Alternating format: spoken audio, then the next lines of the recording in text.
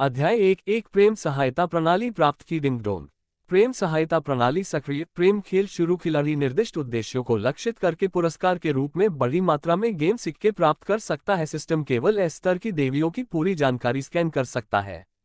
ए स्तर, बी स्तर और उससे भी कम रेटिंग वाली लड़कियों के लिए केवल बुनियादी जानकारी ही प्राप्त की जा सकती है। स्थायी सिस्टम कार्यों को पूरा करने पर उचित गेम सिक्का पुरस्कार अर्जित किया जा सकता है। गेम मेनू सक्रिय एक्सक्लूसिव स्टोर सक्रिय वर्तमान खेल सिक्के शून्य सिस्टम लोडिंग पूर्ण 3 साल बाद अनइंस्टॉल करना चुन सकते हैं। आपको सुखद खेल की शुभकामनाएं। पूरे दिल से प्यार करो। कोई सक्रिय स्वीकारोक्ति की अनुमति नहीं। जब यह पाया जाएगा कि होस्ट ने नियमों का उल्लंघन किया है तो सिस्टम स्वचालित रूप से सुधार करेगा और दंडित करेगा। शिनबू ने अपने सामने अचानक प्रकट हुए हल्के नीले रंग के गेम मेनू पैनल को देखा। उसका मुंह खुला का खुला रह गया। उसे विश्वास ही नहीं हो रहा था। कुछ ही मिनट पहले 20 साल की उम्र में उसने अपने फोन का इस्तेमाल करके यान कियान को वीचैट संदेश भेजा था, जिसमें उसने पूछा था कि क्या वह उसके अलावा किसी और लड़के के साथ डेटिंग कर रही है।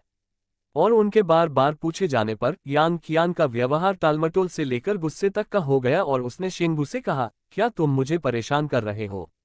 तुम तो बस एक अतिरिक्त टायर हो। उसके बाद शिनबू जवाब देने में असमर्थ था। उसकी आंखें थोड़ी नम थीं, लेकिन आंसू तक नहीं। आखिरकार वह एक आदमी था। जहां तक यान कियान की बात है, उसके उदासीन रवैये के कारण, हालांकि शिनबू उसे बहुत पसंद करता था, वह उससे अन्य लड़कों से दूरी बनाए रखने और गंभीरता से उसके साथ डेट पर जाने की भीख नहीं मांगना चाहता था। हाँ, वह साधारण दिखने वाला और एक औसत परिवार से था। विश्वविद्यालय में अभी भी उनके 2 पाठ्यक्रम असफल रहे थे। खूबसूरत यान कियान का सामना करते हुए उसे मानसिक रूप से एक अतिरिक्त टायर बनने के लिए तैयार होना चाहिए था। जब तक उसका फोन अचानक काला नहीं हो गया और फिर चमकते नीले शब्दों की एक पंक्ति फिर से दिखाई दी, क्या आप इस स्तर की देवी का प्यार चाहते हैं? जब तक आप तैयार हैं, आप 3 साल तक किसी भी लड़की को सक्रिय रूप से स्वीकार या स्वीकार नहीं कर सकते। फिर स्क्रीन पर केवल 2 शब्द बचे, हाँ और नहीं। उस समय छात्रावास में केवल शिनबू ही था, क्योंकि उसके अन्य 3 रूममेट शुक्रवार की रात को अपनी गर्लफ्रेंड के साथ डेट पर गए थे।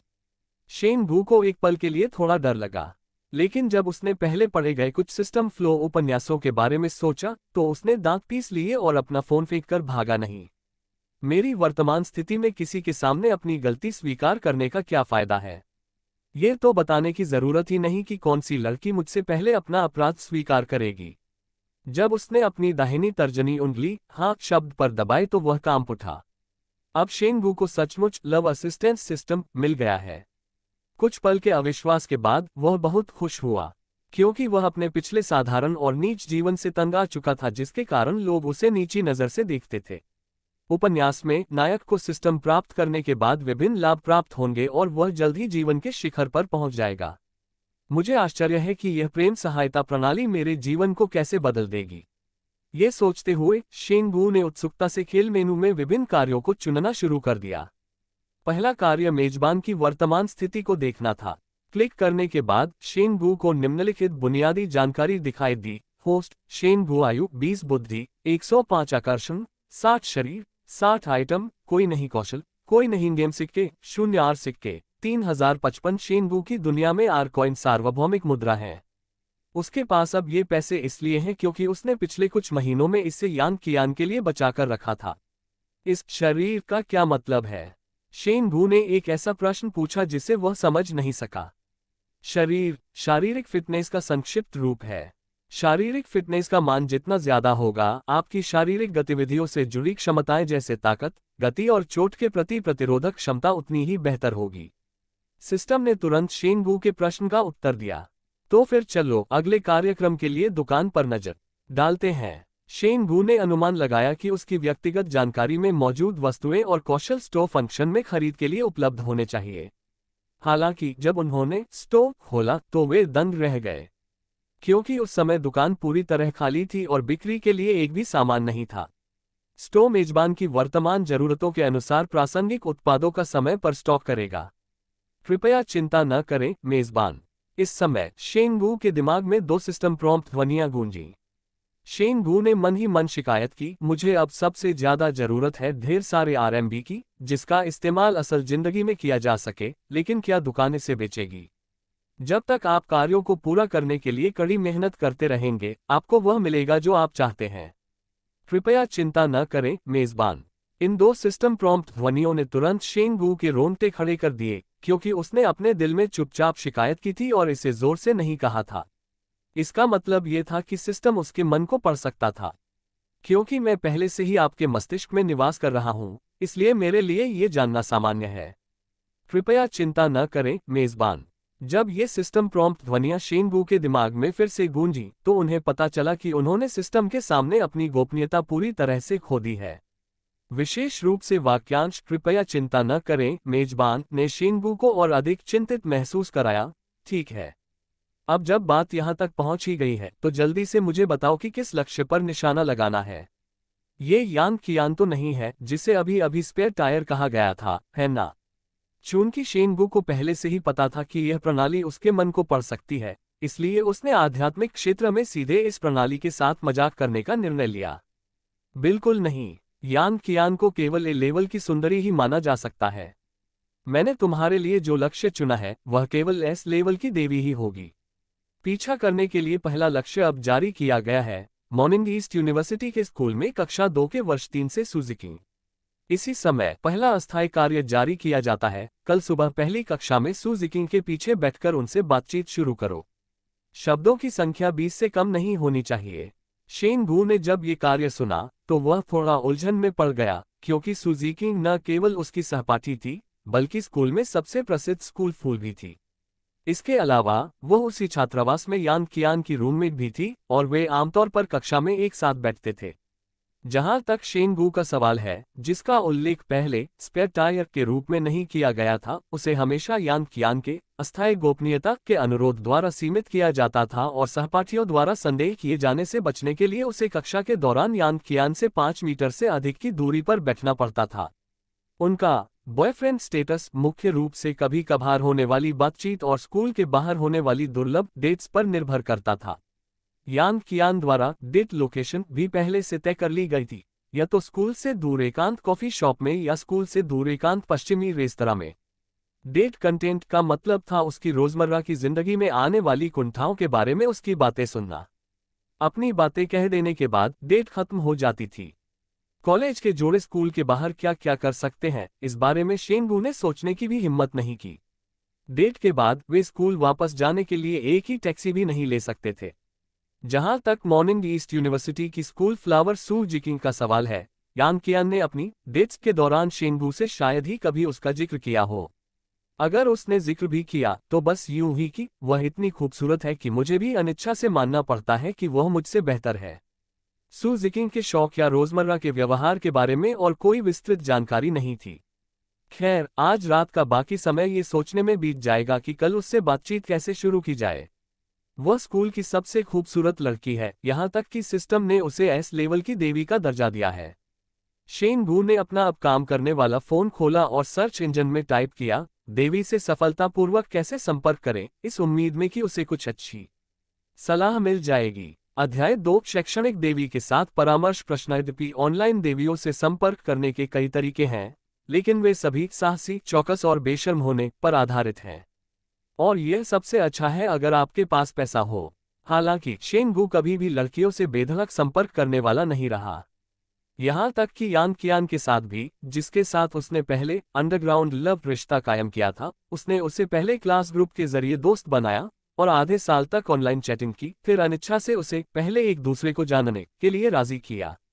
यद्यपि यान कियान ने शेन वू को अपनी पसंद के बारे में संकेत देने में बहुत ही चतुराई दिखाई थी, लेकिन ये सब उसके लिए बहुत महंगा था। उन्होंने उसके आगामी जन्मदिन पर उसे 2999 युआन का एमेथिस्ट पेंडेंट खरीदने के लिए महीनों तक पैसे बचाए थे, ताकि वे आधिकारिक तौर पर अपनी गलती स्वीकार कर सकें और अपने दीर्घकालिक अंडरग्राउंड रिश्ते को समाप्त कर सकें। लेकिन कल जब वह पेंडेंट खरीदने के लिए शहर के केंद्र में जिकिंग रोड शॉपिंग मॉल गया, तो उसने अनजाने में एक रेस्तरां की पारदर्शी कांच की दीवार के माध्यम से यान कियान को दूसरी कक्षा के एक बदसूरत लड़के के साथ ग्रिल्ड मछली खाते हुए देखा। शेन वू, जो बहुत आत्मसम्मान वाला व्यक्ति था, में उस समय दौड़कर उनसे सवाल करने का साहस भी नहीं था, क्योंकि वो बदसूरत लड़का जिया हुआन कैंपस का एक जाना माना अमीर छात्र था, जिसके पास बाहर जाने के लिए एक लग्जरी कार थी। कहा जाता था कि कॉलेज के 3 सालों में ही उसकी 5-6 खूबसूरत गर्लफ्रेंड बन चुकी थी। उसे डर था कि अगर वह जल्दबाजी करेगा, तो यान कियान की स्थिति और जियाओ हुआन की संपत्ति की तुलना में उससे अपमानित होना पड़ेगा। इसलिए उस रात घर लौटने के बाद उसने उससे पूछताछ करने के लिए डब्ल्यू चैट का इस्तेमाल किया और उसे जवाब मिला, तुम तो बस एक अतिरिक्त टायर हो। ये सोचकर शेन गुआह भरकर सोचने से खुद को रोक नहीं पाया, काश मुझे कोई ऐसी प्रणाली मिल जाती जो मुझे ढेर सारा पैसा देती और मैं एक अमीर राजकुमार बन जाता, तो मुझे किसी और तरीके को ढूंढने की जरूरत नहीं पड़ती। कई खूबसूरत लड़कियां स्वाभाविक रूप से मेरे पास आती। उथला। शेन गू के विचारों से अवगत प्रणाली ने तुरंत उसे एक मजबूत तिरस्कार दिया। क्या आप सिर्फ पैसे से अपनी मनचाही सभी देवियां पा सकते हैं? सभी देवियां भौतिकवादी नहीं हैं। कई देवियां धन को महत्व नहीं देती, उन्हें ऐसे पुरुष पसंद हैं जो उनसे आध्यात्मिक स्तर पर जुड़ सकें। आध्यात्मिक संबंध, ये शब्द बहुत भ्रामक है। शेन गू, जिस पर जवाबी हमला हो रहा था, थोड़ा असंतुष्ट था और उसने मन ही मन कहा, इस दुनिया में जहां पैसा लगभग हर चीज का हल निकाल लेता है, कौन सी देवी आध्यात्मिक संबंध की बात कर सकती है? अगर है भी तो बस वह अभी पूरी तरह से बड़ी नहीं हुई है। ऐसा क्यों नहीं है? सिस्टम ने तुरंत एक नाम का उल्लेख किया, सू जिकिंग। वह एक ऐसी लड़की है जो आध्यात्मिक संबंध को महत्व देती है। जब तक आप कड़ी मेहनत करने को तैयार हैं, कल से वह आपके पक्ष में आना शुरू हो जाएगी। शेन गू कुछ समय तक सिस्टम के बयान का खंडन नहीं कर सका क्योंकि वह जानता था कि सू जिकिंग से संबंधित सीमित जानकारी में से एक ये थी, वह न सिर्फ एक बेहतरीन छात्रा थी बल्कि एक धनी परिवार से भी थी। उसने डोन विश्वविद्यालय में कई अमीर छात्रों के सार्वजनिक स्वीकारोक्ति को ये कहकर खारिज कर दिया था कि उसका उनसे कोई लेना देना नहीं है और उसे इस बात की कोई परवाह नहीं कि वे कितने अमीर हैं। मूल संस्करण bit.ly/3ibfajkv पर देखें। आप सही कह रहे हैं। अंत में शेन गू ने सिस्टम के सामने कमजोरी दिखाए और विनती भरे लहजे में पूछा, क्या आप मुझे उसकी पसंद के बारे में पहले से कुछ जानकारी दे सकते हैं? मुझे उसके बारे में ज्यादा जानकारी नहीं है और मैं समझ नहीं पा रहा हूं कि कल बातचीत कैसे शुरू करूं। नहीं, सिस्टम ने बिना किसी हिचकिचाहट के इनकार कर दिया। कल बातचीत शुरू करने का अस्थायी कार्य पूरा करने के बाद ही आप उसके बारे में जानकारी प्राप्त कर सकते हैं। ठीक है, मुझे कल इसके लिए जाना होगा। शेन गू केवल खुद को सांत्वना दे सका, ये सिर्फ एक बातचीत है, कोई स्वीकारोक्ति नहीं। भले ही वह मुझे पसंद न करे, ये बहुत शर्मनाक नहीं होना चाहिए। अगले दिन पहली कक्षा विश्व अर्थशास्त्र की थी। शेन गू व्याख्यान कक्ष में 15 मिनट पहले पहुंच गए ताकि सू जिकिंग के साथ बातचीत शुरू करने के लिए एक अच्छी स्थिति सुनिश्चित कर सकें। उन्होंने 7वीं पंक्ति के किनारे वाली सीट चुनी क्योंकि सू जिकिंग आमतौर पर 6ठी पंक्ति में बैठती थी। कहा जाता है कि वह अपनी सबसे अच्छी दोस्त यांग कियान की देखभाल करने और उसे दूसरे काम करने में आसानी हो, इसलिए आगे की पंक्ति में नहीं बैठती थी। 6ठी पंक्ति में बैठने से एक स्टडी जीनियस होने के नाते उसकी पढ़ाई पर कोई असर नहीं पड़ा। शिक्षिका से प्रश्न पूछने से पहले वह यांग कियान की बांह को धीरे से छूती ताकि वह एक क्षण के लिए ध्यानपूर्वक सुन सके और फिर प्रश्न पूछने के बाद कुछ और करती। चेंडोंग विश्वविद्यालय में अधिकांश छात्र घंटी बजने से 1 या 2 मिनट पहले कक्षा में भागना पसंद करते थे, लेकिन सू जिकिंग आमतौर पर यांग कियान के साथ व्याख्यान सामग्री को पहले से देखने के लिए 10 मिनट पहले पहुंच जाते थे। इससे शेन गू को उसके पीछे बैठने का अवसर मिला। जब सू जिकिंग और यांग कियान समय पर व्याख्यान कक्ष में दाखिल हुए तो यांग कियान ने देखा कि शेन गू 7वीं पंक्ति में बैठी थी और उसका चेहरा बहुत खराब हो गया था। लेकिन उसने शेन गू से कुछ नहीं कहा। कल रात शेन गू को ये बताने के बाद कि वह एक बैकअप योजना थी और उसने लंबे समय तक उसके संदेश का जवाब नहीं दिया, उसने उसे एक मित्र के रूप में हटा दिया। यदि शेन गू ने भविष्य में उसे वापस शामिल करने के लिए उससे विनती नहीं की तो वह उसकी बैकअप योजना भी नहीं होगी। आओ शेन गू, ये तो बस कुछ शब्द हैं, तुम ये कर सकते हो। जब सू जिकिंग और यांग कियान 6ठी पंक्ति के बीच में बैठ गए तो शेन गू ने मन ही मन खुद को प्रोत्साहित किया और 7वीं पंक्ति के किनारे से बीच की ओर चल दिया। यद्यपि यांग कियान पहले से ही महिला छात्रों के बीच एक सुंदर लड़की थी, फिर भी वह सू जिकिंग के बगल में बैठी हुई हीन लग रही थी, जो सितारों की तुलना में एक चमकदार चांद की तरह थी। वह शुरू से ही 6ठी पंक्ति के बीच में सू जिकिंग के बगल में नहीं बैठा था, क्योंकि उसे डर था कि यांग कियान सोचेगी कि वह सू जिकिंग के सामने अपने रिश्ते को सुधारना चाहता है और सू जिकिंग को कहीं और बैठने के लिए मजबूर कर देगी। और अब वह 6ठी पंक्ति के बीच में सू जिकिंग के बगल में नहीं बैठा क्योंकि उसे लगा कि यह बहुत लापरवाही होगी और वह उससे तीव्र नाराजगी पैदा करने से डरता था। तुम यहाँ क्यों बैठे हो? यान कियान, जिसने सु जिकिंग की तरह कक्षा से पहले कोई पूर्व पठन नहीं किया था, ने तुरंत भौहें चढ़ाईं और अपना सिर शेंगू की ओर घुमाया, जो अभी अभी सु जिकिंग के पीछे बैठी थी। मुझे उससे एक सवाल पूछना है, शेंगू ने कहा, अपने बैग से विश्व अर्थशास्त्र पुस्तक निकालते हुए और उस सिद्धांत को पलटते हुए जिस पर शिक्षक ने पिछली कक्षा में बात की थी, सु जिकिंग से परामर्श करने के लिए तैयार। ये वह तरीका था जो शेंगू ने सारी रात सोचने के बाद निकाला था, दृष्टिकोण विधि।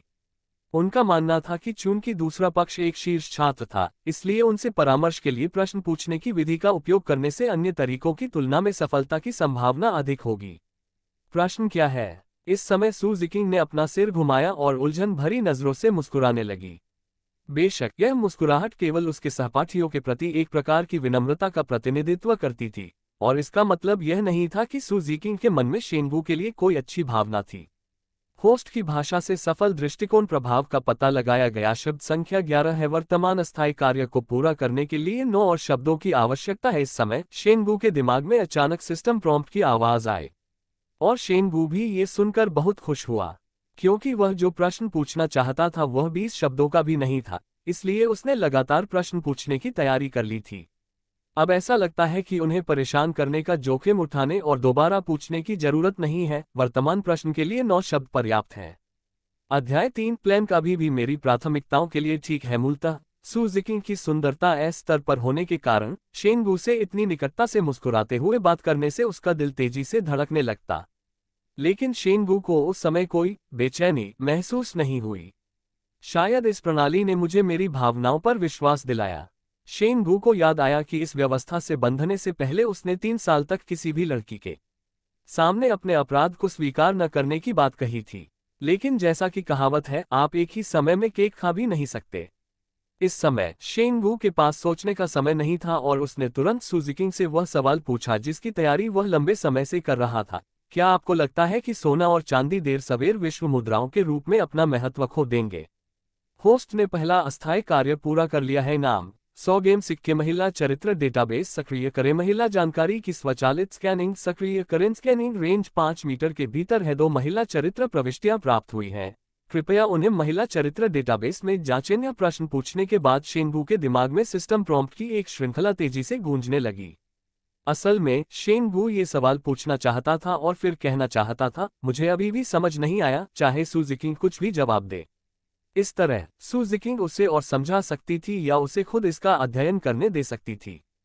खैर, मुझे अभी भी समझ नहीं आया का असर फ्लर्टिंग के लिए कुछ भी कहना ठीक रहेगा, लेकिन अब सिस्टम ने उसे यह अस्थायी कार्य पूरा करने के लिए प्रेरित किया है, इसलिए शेंगू को इस बात में कोई दिलचस्पी नहीं है कि सु जिकिंग आगे क्या जवाब देगी। दुनिया के मौजूदा हालात में सोने और चांदी ने नामात्र के लिए ही सही विश्व मुद्रा के रूप में अपना महत्व खो दिया है। हालांकि कई देशों ने भविष्य के वित्तीय जोखिमों से बचाव के लिए बड़ी मात्रा में सोना और चांदी जमा कर रखा है। आपका सवाल यह है कि वे इस आरक्षित मूल्य को कब खोएंगे, है ना? सु जिकिंग ने एक पल सोचा और शेंगू को उपरोक्त उत्तर दिया और उसके सामने प्रश्न की सटीकता की पुष्टि की। हाँ, यही तो मैं पूछना चाहता हूँ। हालांकि उसने पहले ही अस्थायी कार्य पूरा कर लिया था, फिर भी शेंगू ने विनम्रता के कारण सु जिकिंग को सकारात्मक प्रतिक्रिया दी। आखिरकार वह उसका पहला लक्ष्य थी और उससे थोड़ी अधिक बातचीत करके परिचय बढ़ाने से भी उसे लाभ होगा। मुझे लगता है कि रिजर्व मूल्य लंबे समय तक बना रहना चाहिए। ये कितने समय तक रहेगा, इसका मैं ठीक अनुमान नहीं लगा सकता। ये भविष्य में विश्व की स्थिति में होने वाले बदलावों पर निर्भर करता है, जिसमें युद्ध और डिजिटल मुद्राओं का विकास जैसे कारक शामिल हैं। जैसे ही सु जिकिंग शेंगू के सामने अपने विचार व्यक्त करने वाली थी, उसके बगल में बैठी यान कियान अब और नहीं रोक सकी। क्या मतलब है तुम्हारा, शेंगू? क्या तुम कोई गोल मटोल रास्ता अपनाने की कोशिश कर रहे हो? यान कियान ने गुस्से से शेंगू की तरफ सिर घुमाया और उसे चेतावनी दी। मैं तुम्हें चेतावनी देती हूँ कि मेरी सबसे अच्छी दोस्त से दूर रहो और उसके जरिए मेरा मन बदलने की उम्मीद मत करना। आप और वो। सु जिकिंग आश्चर्यचकित लग रहे थे और तुरंत यान कियान की ओर देखने लगे, जाहिर तौर पर पहले उनके गुप्त संबंध से अनजान थे। यान कियान ने देखा कि सीढ़ी कक्षा में कोई अन्य छात्र नहीं थे और तुरंत सु जिकिंग के कान के पास झुके और फुसफुसाए, वह मेरा पीछा करता था, लेकिन मैं सहमत नहीं था। उस पर ध्यान मत दो। हालांकि आवाज तेज नहीं थी, लेकिन इतनी धीमी भी नहीं थी कि शेंगू उसे न सुन सके। अगर शेंगू अभी भी उसे पसंद करता तो वह निश्चित रूप से बहुत शर्मिंदा महसूस करता। उसे ये भी संदेह था कि यांग कियान ने जानबूझकर अपने इरादों को छिपाने के लिए इस तरह की आवाज का इस्तेमाल किया था ताकि वह जानबूझकर उसे सुन सके और उसे शर्मिंदा कर सके। लेकिन यांग कियान की वांछित शर्मिंदगी प्रभाव स्पष्ट रूप से हासिल नहीं हुई। उन शब्दों को सुनने के बाद शेंगू को अपने दिल में शर्मिंदगी महसूस हुई, लेकिन उसका चेहरा शांत था। उसने जानबूझकर अपने चेहरे के भावों को नियंत्रित नहीं किया, लेकिन जो शर्मिंदगी का भाव प्रकट होना चाहिए था वह बिल्कुल भी प्रकट नहीं हुआ, मानो उस क्षण उसके चेहरे की मांसपेशियां पूरी तरह से उसके नियंत्रण से बाहर थीं। क्या ये भी सिस्टम प्राप्त करने के बाद प्राप्त आत्मविश्वास है जो उसके आंतरिक आत्मा को मजबूत बना रहा है? क्योंकि अब मेरे मन में उसके लिए कोई भावना नहीं है, इसलिए यदि वह मुझे अपमानित भी करेगी तो भी मैं शर्मिंदगी या आहत होने का दर्द नहीं दिखाऊंगा। शेंगू ने अपने दिल में आह भरी, क्योंकि अब वह आह भरने की अभिव्यक्ति भी नहीं कर सकता था। शेंगू की अप्रत्याशित शांति को देखकर यांग कियान भी एक पल के लिए स्तब्ध रह गया, स्वप्रदत्त बोरियत महसूस करते हुए ठंडी सांस ली और उसकी ओर देखे बिना सीधा बैठ गया। शेंगू ने देखा कि यांग कियान की बातों के कारण सू जिकिंग ने भी अपना ध्यान पाठ्यपुस्तक की सामग्री पर वापस लगा लिया था, इसलिए उसने पहले सिस्टम मेनू में नए जोड़े गए महिला विश्वकोश फंक्शन को खोलने का फैसला किया और ये देखने का फैसला किया कि सिस्टम ने सू जिकिंग के बारे में कितनी जानकारी स्कैन की है। चरित्र: सू जिकिंग, आयु 18, ऊंचाई 165 सेमी, वजन 49 किग्रा, उपस्थिति 97 अंक, चित्र 95 अंक, स्वभाव 99 अंक, समग्र स्कोर 97 अंक, अंतर्क संपर्क समय 0, रेटिंग एस, तरंतरंगता स्तर 0, नोट 1 एस, स्तर देवी अतिरिक्त टैग, अध्ययन प्रतिभा नोट 2, शौक दूसरों के साथ प्लान से संबंधित बातें करना नोट 3, विशिष्ट घटना तक पहुंच नहीं नोट 4, नोट 1, अंतरंगता स्तर 100 तक पहुंच जाता है और एक विशिष्ट घटना हासिल हो जाती है तो इसे सफल कैप्चर माना जाता है। नोट 2, जैसे ही होस्ट को लक्ष्य के बारे में बेहतर जानकारी मिलेगी, सिस्टम द्वारा अतिरिक्त टैग का स्वतः मूल्यांकन किया जाएगा और उन्हें जोड़ा जाएगा। नोट 3, लक्ष्य और मेजबान के बीच घनिष्ठता के स्तर में वृद्धि के साथ लक्ष्य की शौक संबंधी जानकारी की मात्रा धीरे धीरे बढ़ेगी। नोट 4, विशिष्ट घटना को शुरू करने से पहले मेजबान और लक्ष्य के बीच अंतरंगता का स्तर 99 तक पहुंचना आवश्यक है। प्लैंक क्या है? ये 3 शब्द देखकर शेंगू के दिमाग में सवालिया निशान उमड़ पड़े। आपके स्टोर में बिक्री के लिए नया आइटम है, कृपया इसे देखें। सिस्टम ने शेंगू को इसकी व्याख्या नहीं की, बल्कि उसे यह संदेश भेज दिया। शेंगू ने स्टोर फंक्शन को फिर से खोला और देखा कि वास्तव में एक नया आइटम जोड़ा गया था। नाम: प्लैंक का व्यापक ज्ञान 1 दिवसीय पैकेज, कीमत 90 गेम सिक्के, नौसिखिया के लिए 10% की छूट, प्रकार ज्ञान, गुणवत्ता सामान्य, कार्य दुनिया में प्लैंक के बारे में सभी ज्ञात जानकारी एकत्र करता है। नोट: आप इसका उपयोग एक दिन के लिए प्लैंक के कट्टर प्रशंसक होने का ढोंग करने के लिए कर सकते हैं। क्या इसका उपयोग केवल एक दिन के लिए ही किया जा सकता है? शेंगू ने जब उस वस्तु की कीमत 90 खेल सिक्कों के रूप में देखी तो उसे तुरंत ठगा हुआ महसूस हुआ, क्योंकि उसने अपने पहले अस्थायी कार्य से केवल 100 खेल सिक्के अर्जित किए थे। धोखा महसूस न करें। आपको लगता है कि यह महंगा है क्योंकि आप अभी कम कमा रहे हैं, और ये देखते हुए कि आप अभी भी नौसिखिए दौर में हैं, मैंने आपको 10% की छूट भी दी है। सिस्टम के जरूर स्वर ने शेंगू को अपने होंठ थोड़े से ऊपर उठाने पर मजबूर कर दिया। क्या एक दिन का अर्थ यह है कि यह उपयोग के दिन से वैध है या 24 घंटे के भीतर? खरीदने से पहले शेंगू ने अपने मन में सिस्टम के साथ इसकी पुष्टि की, लेकिन वास्तव में भले ही सिस्टम ने उत्तर दिया हो कि यह केवल उपयोग के दिन ही वैध है, फिर भी वह केवल वही वस्तु खरीदेगा क्योंकि यह सू जिकिंग की प्राथमिकताओं को पूरा करती है। इस्तेमाल के दिन ही मान्य। अगर आप इसे रात 11:59 बजे इस्तेमाल करते हैं तो इसकी समय सीमा भी आधी रात को समाप्त हो जाएगी। सिस्टम के उत्तर से शेंगू को बेहतर परिणाम नहीं मिला। हालांकि शेंगू थोड़ा निराश था, उसने और कुछ नहीं कहा और सीधे स्टोर में आइटम खरीदने का फैसला किया। आपके द्वारा खरीदा गया नया आइटम आपकी इन्वेंट्री में शामिल हो गया है। जरूरत पड़ने पर इसका इस्तेमाल करने के लिए क्लिक करें। इस समय अन्य छात्र एक के बाद एक कक्षा में प्रवेश करने लगे। शेंगू को पता था कि यांग कियान वहां मौजूद है और वह कक्षा से पहले सीमित समय में प्लान के बारे में सू जिकिंग के साथ बातचीत नहीं कर सकता था, लेकिन वह जल्दी में नहीं था क्योंकि आज दोपहर कक्षा 3-2 के लिए कोई कक्षा नहीं थी और यांग कियान लगभग कभी भी स्व अध्ययन के लिए पुस्तकालय नहीं जाता था। अध्याय 4, परीक्षण करना आप पर निर्भर है। मैं वास्तव में कर सकता हूं। सिस्टम द्वारा स्वचालित स्कैनिंग के बाद शेंगू को यांग कियान की लड़कियों की गाइड बुक भी मिल गई। उत्सुकतावश उसने कक्षा के दौरान गाइडबुक खोली और यान कियान के बारे में निम्नलिखित जानकारी देखी।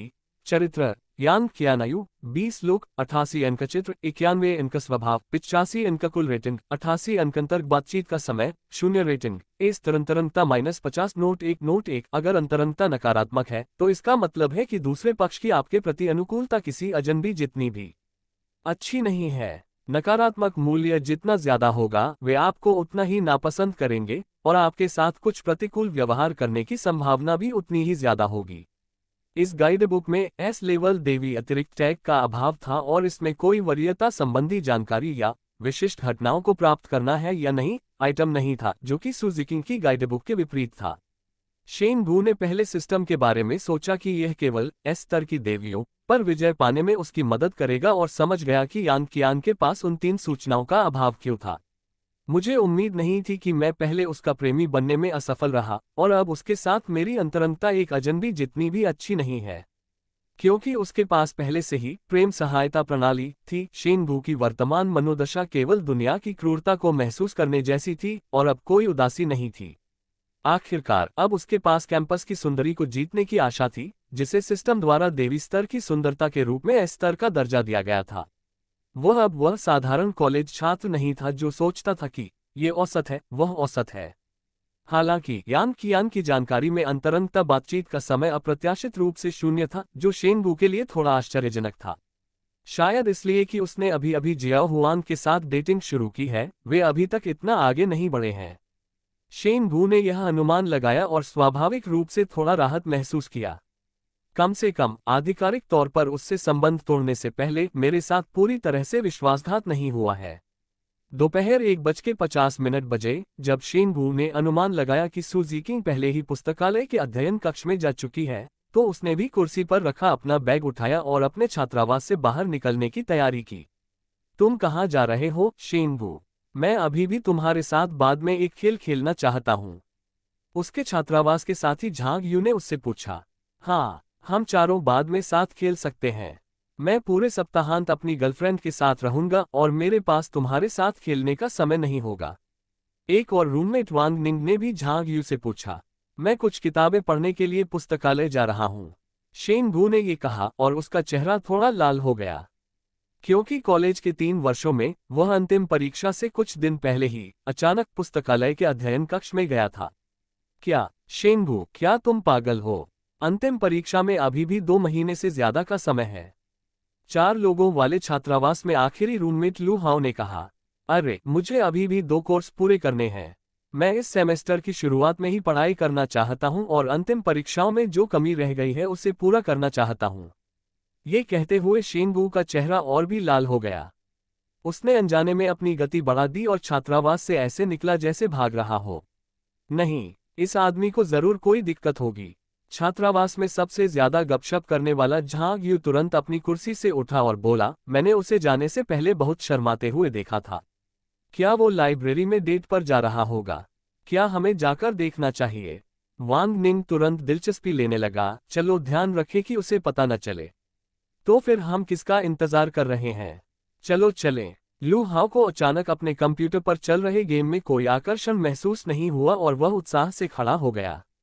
शेन गू, जो लंबे समय से सुजुकी के साथ बातचीत शुरू करने और उन्हें प्लान के बारे में बात करने के लिए तैयार करने पर ध्यान केंद्रित कर रहा था, उसने उन 3 रूममेट्स पर ध्यान नहीं दिया जो दूर से उसका पीछा कर रहे थे और पुस्तकालय में प्रवेश करने से पहले अन्य छात्रों के पीछे छिपने की कोशिश कर रहे थे।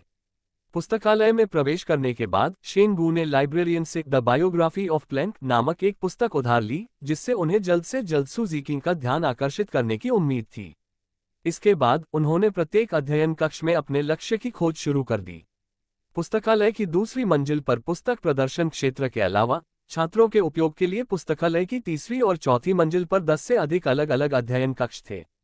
शेन गू ने दरवाजे पर लगे पारदर्शी कांच के माध्यम से 306 अध्ययन कक्ष के बाहर तीसरी पंक्ति में दक्षिण दीवार की खिड़की के पास सुजुकी को बैठे हुए पाया। क्योंकि इस सेमेस्टर की अंतिम परीक्षाएं अभी काफी दूर थीं, इसलिए अध्ययन कक्ष में केवल 3 लोग ही बैठे थे, जो एक दूसरे से काफी दूर बैठे थे। इतने कम लोगों के साथ ये शेन गू के इरादों के ज्यादा अनुरूप था। वह दरवाजे के सामने खड़ा हो गया और गेम मेनू में प्लैंक संबंधी ज्ञान का संपूर्ण संग्रह एक दिन का उपयोग करते हुए अपने मन को स्थिर किया। इस वस्तु का उपयोग करने के बाद शेन वू के बाईं ओर एक हल्के नीले रंग की आभासी स्क्रीन दिखाई दी। जब तक होस्ट प्लैंक से संबंधित प्रश्नों के बारे में सोचता रहेगा तब तक ये वैधता अवधि के भीतर समय पर उत्तर प्रदान करेगा, सिस्टम ने शेनबू को संकेत दिया। सिस्टम की अंतरंग याद दिलाने वाली बात सुनने के बाद शेनबू ने प्लैंक की जीवनी को अपने हाथ में लिया और अध्ययन कक्ष में प्रवेश करने के लिए दरवाजे को हल्के से धक्का दिया। क्या संयोग है! शेन वू ने सू जिकिंग को यहाँ देखकर आश्चर्यचकित होने का नाटक किया और जानबूझकर उसके बगल में बैठ गया और द बायोग्राफी ऑफ प्लैंक का कवर अपने सामने डेस्क पर रख दिया। तुम! सू जिकिंग थोड़ा हैरान हुआ और भौहें चढ़ा लीं। फिर उसने दूर अध्ययन कक्ष में बैठे अन्य दो छात्रों पर नजर डाली और शेन वू से थोड़े दुखी स्वर में कहा, तुम सच में मेरे माध्यम से यान कियान के साथ सुलह नहीं करना चाहते हो, है ना? मैं तुम्हारे मामलों में कुछ नहीं कर सकती और यान कियान भी नहीं चाहता कि मैं इसमें शामिल हूं। सू जिकिंग की अभिव्यक्ति को देखकर शेन वू को तुरंत एहसास हुआ कि यान कियान ने संभवतः सुबह की कक्षा के बाद उससे उसके और यान कियान के बारे में बात की थी। लेकिन इससे कोई फर्क नहीं पड़ा, आखिरकार वह यान कियान का पीछा करने की कोशिश नहीं कर रहा था। ये सोचते हुए शेन वू ने योजना के अनुसार मेज पर रखी प्लैंक की जीवनी की ओर इशारा किया और सू जिकिंग की ओर मुस्कुराते हुए कहा, आपने गलत समझा। मुझे हमेशा से प्लैंक पसंद थे और आज मैं उनकी जीवनी दोबारा पढ़ना चाहता था। ये सिर्फ एक संयोग है कि मैं आपसे यहाँ मिला। इसे दोबारा पढ़ें। शेन वू ने सू जिकिंग की आंखों में एक चमक देखी, लेकिन वह केवल 2 सेकंड के बाद गायब हो गई। उसने शेन वू के सामने से प्लैंक की जीवनी किताब उठाए और अचानक एक पन्ना पलटते हुए उससे पूछा, प्लैंक स्थिरांक, जो भौतिकी के शास्त्रीय कैटरपिलर से आधुनिक तितली में परिवर्तन का प्रतीक है। क्या आप मुझे बता सकते हैं कि किस वर्ष, महीने और तारीख को प्लैंक ने सार्वजनिक रूप से अपने मूल नाम क्रिया की प्राथमिक मात्रा को अन्य वैज्ञानिकों को समझाया था? शेन वू को सू जिकिंग द्वारा कहे गए सभी शब्द याद नहीं थे, इसलिए उसने चुपचाप अपने मन में मुख्य बिंदुओं को दोहराया। अगर तुम इतने आसान सवाल का जवाब नहीं दे सकती तो इसका मतलब है कि तुमने मुझसे जो कुछ भी कहा वह सब झूठ था। सू जिकिंग ने देखा कि शेन वू ने तुरंत जवाब नहीं दिया, ये सोचकर कि वह सचमुच उसके जरिए यान कियान के साथ अपने रिश्ते को बेहतर बनाना चाहता था। उसका चेहरा बहुत खराब लग रहा था। ये 14 दिसंबर 1990 है। शेन वू, जिसने पहले ही हल्के नीले रंग की आभासी स्क्रीन से उत्तर प्राप्त कर लिया था, ने याद करने का नाटक किया और सू जिकिंग को उत्तर दिया। क्या तुमने सचमुच सही समझा? सू जिकिंग ने आश्चर्यचकित होकर कहा, एक अर्थशास्त्र के छात्र के लिए एक भौतिक विज्ञानी के बारे में जानना दुर्लभ है। नहीं, मैं आपसे एक और सवाल पूछूंगा। इस बार सू जिकिंग ने किसी किताब में इसके बारे में नहीं खोजा, बल्कि शेन वू से अपने ज्ञान के आधार पर प्लैंक के बारे में एक सवाल पूछा। आइंस्टीन के विशेष सापेक्षता के सिद्धांत को प्लैंक के प्रभाव से ही बढ़ावा मिला। ये किस वर्ष हुआ था? यह 1905 है। क्योंकि इस बार प्रश्न छोटा था, शेन वू ने पहले से भी अधिक तेजी से उत्तर दिया। अध्याय 5, उसे हवाई जहाज शूटिंग गेम खेलना बहुत पसंद है, ठीक है। लगता है तुम्हें प्लैंक के बारे में कुछ जानकारी है। मुझे उम्मीद नहीं थी कि तुम्हें ऐसा शौक होगा। सू जिकिंग को अविश्वास हुआ और उसने किताब शेन वू को लौटा दी। क्या यह अजीब है? आप अर्थशास्त्र में भी पढ़े हैं और लगता है आपको प्लैंक के बारे में बहुत कुछ पता है। आइटम के काम करने के बाद शेन वू का आत्मविश्वास बढ़ गया और उसका स्वर भी संयमित हो गया। सू जिकिंग मुस्कुराए और सिर हिलाया। मैंने अर्थशास्त्र इसलिए पढ़ा क्योंकि मेरे परिवार ने इसकी व्यवस्था की थी। सिर्फ इसलिए कि आप किसी को पसंद करते हैं, इसका मतलब यह नहीं कि आपको भी उनके जैसे ही काम करने होंगे। इसके अलावा मैं हाई स्कूल में ही प्लैंक के बारे में सब कुछ जानती थी। अगर मैं भौतिकी भी पढ़ती तो भी मुझे उनके बारे में कुछ नया नहीं पता चलता। सू जिकिंग की मेजबान के साथ घनिष्ठता बढ़ गई है। चरित्र मार्गदर्शिका में सू जिकिंग की प्राथमिकताओं में नई सामग्री जोड़ी गई है। कृपया समय रहते इसकी जांच कर लें। यह सुनकर शेन वू ने तुरंत अपने विचारों से गेम मेनू में सू जिकिंग की कैरेक्टर गाइड खोली। उसने देखा कि उनकी अंतरंगता 0 से बढ़कर 10 हो गई थी और प्राथमिकताओं में भी नई सामग्री आ गई थी। वरीयता 1, प्लैंक से संबंधित चीजों के बारे में बात करना। नोट 3, पसंद 2, हवाई जहाज शूटिंग गेम खेलना पसंद है। नोट 5, हवाई जहाज पर गोलीबारी। शेन वू एक पल के लिए स्तब्ध रह गया, लेकिन उसे तुरंत एक कागज का खेल याद आ गया जो वह हाई स्कूल में खेला करता था। फिर भी किसी भी गलतफहमी से बचने के लिए उसने धैर्यपूर्वक नोट 5 पढ़ा। नोट 5, प्रत्येक खिलाड़ी के पास कागज की 2 शीट होती हैं जिन पर 10x10 का निर्देशांक ग्रिड बना होता है। एक शीट का उपयोग ग्रिड के भीतर 3 हवाई जहाजों को रखने के लिए किया जाता है, जबकि दूसरी शीट का उपयोग खेल के दौरान प्रतिद्वंद्वी के हवाई जहाजों के संभावित स्थानों को चिन्हित करने के लिए किया जाता है। हवाई जहाज 3 वर्गों में होता है, जिसमें एक वर्ग सिर के लिए, 5 शरीर के लिए और 3 पूंछ के लिए होते हैं। खिलाड़ी बारी बारी से प्रतिद्वंद्वी के हवाई जहाजों पर निशाना लगाने के लिए निर्देशांक बताते हैं। यदि वे हवाई जहाज के शरीर से टकराते हैं तो प्रतिद्वंद्वी हिट रिपोर्ट करता है। यदि वे चूक जाते हैं तो प्रतिद्वंद्वी मिस रिपोर्ट करता है। यदि वे हवाई जहाज के सिर से टकराते हैं तो प्रतिद्वंद्वी मारा गया रिपोर्ट करता है। प्रतिद्वंद्वी के तीनों हवाई जहाजों को सबसे पहले मार गिराने वाला खिलाड़ी जीत जाता है। लगता है ये नियम हाई स्कूल में मेरे द्वारा खेले गए नियमों से ज्यादा अलग नहीं है। नियम पढ़ने के बाद शेन वू को ज्यादा आत्मविश्वास महसूस हुआ और उसने सोचा कि वह अपने असली हुनर का इस्तेमाल करके सू जिकिंग से मुकाबला कर सकता है। पर एक त्वरित नज़र आपको अधिक संतुष्ट कर देगी। आप क्या सोच रहे हैं? सू जिकिंग, जो उसके बगल में थी, ने महसूस किया कि शेन वू बहुत देर से विचारों में खोया हुआ था और उसे याद दिलाने से खुद को नहीं रोक सकी। बेहतर होगा कि तुम मुझसे थोड़ा दूर बैठो। अगर यान कियान ने हमें अभी साथ बैठे देख लिया तो वह सोच सकती है कि तुम मेरे माध्यम से उसे पसंद करने की कोशिश कर रहे हो। चिंता मत करो, मुझे अब वह पसंद नहीं आएगी, शेन वू ने दृढ़ता से कहा, और वह भी आश्चर्यचकित था कि यह बात कितनी स्वाभाविक लग रही थी। सू जिकिंग ने उसकी बात सुनकर आंखें थोड़ी सिकोड़ लीं, लेकिन कुछ नहीं बोली। वह बस पढ़ाई करती रही, मानो शेन वू को यह एहसास दिलाने की कोशिश कर रही हो कि उसे कहीं और अकेले बैठना चाहिए। शायद यह इसलिए है क्योंकि सिस्टम भावनाओं को प्रतिबंधित करता है, इसलिए मैं इसे इतनी आसानी से कह सकता हूँ। शेन वू पहले यान कियान को सचमुच पसंद करता था, और जब उसे इसके बारे में भावुकता महसूस हुई तो उसने तुरंत विषय को हवाई जहाज की शूटिंग में बदल दिया ताकि उसके और उसके बारे में सोचने से बचा जा सके। मुझे अचानक एयरप्लेन शूटिंग नाम का एक खेल याद आ गया। मैंने हाई स्कूल के बाद से इसे नहीं खेला है। मुझे इसकी बहुत याद आती है। सू जिकिंग, जो अपनी नोटबुक पर लिख रही थी, शेन वू की बात सुनते ही तुरंत रुक गई। क्या तुम्हें भी यह खेलना पसंद है? मेरे हाई स्कूल क्लास में कोई भी मुझे इसमें हरा नहीं सकता, उसने दिलचस्पी से पूछा। शेन वू ने मन ही मन सोचा कि यह प्रणाली वास्तव में शक्तिशाली है, क्योंकि इसके द्वारा प्रदान की गई प्रत्येक जानकारी उसके लक्ष्य पर एक हिट प्रभाव डालती प्रतीत होती थी। इस बिंदु पर सू जिकिंग को उसके साथ यह खेल खेलने के लिए चुनौती देने के लिए शेन वू ने उससे शेखी बघारी, हमारी कक्षा में क्या बड़ी बात है। हाई स्कूल में पूरे स्कूल में कोई भी मुझे इस खेल में नहीं हरा सकता था। क्या तुम सच में इतने अच्छे हो? सू जिकिंग ने अपने हाथ से कलम नीचे रख दी और तुरंत संदेह व्यक्त किया। अगर तुम्हें मेरी बात पर यकीन नहीं है तो चलो एक खेल खेलते हैं। अगर मैं हार गया तो मैं यहाँ से चला जाऊंगा और तुम्हें फिर कभी परेशान नहीं करूंगा। अगर मैं जीत गया, यदि आप जीत जाते हैं तो यान कियान का पीछा करने में आपकी मदद करने के अलावा मैं आपके किसी भी उचित अनुरोध पर सहमत हो सकता हूँ। ऐसा लग रहा था कि सू जिकिंग इस चुनौती से उत्तेजित हो गई थी, और बोलते समय उन्होंने अपनी अध्ययन पुस्तिका से ग्रेड वाले कागज के 2 पृष्ठ फाड़ लिए।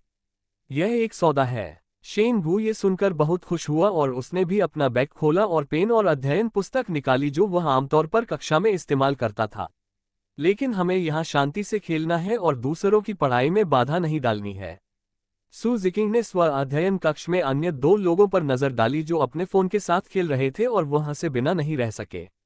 शेन वू ने सू जिकिंग की निगाहों का अनुसरण किया और वह भी हंसा, लेकिन फिर भी वह सू जिकिंग के दूसरों को प्रभावित न करने के प्रस्ताव से सहमत हो गए और धीमी आवाज में उन्हें सुझाव दिया, क्यों न हम प्रत्येक कागज का एक और टुकड़ा डालें, बाईं ओर लिखें ताकि दूसरा व्यक्ति देख सके, और अगर ये लग जाए तो पीछे एक सही का निशान लगा दें, और अगर यह छूट जाए तो पीछे एक एक्स लगा दें, और अगर हम विमान के अगले हिस्से से टकरा गए तो हम पीछे एक पेंटाग्राम बना देंगे।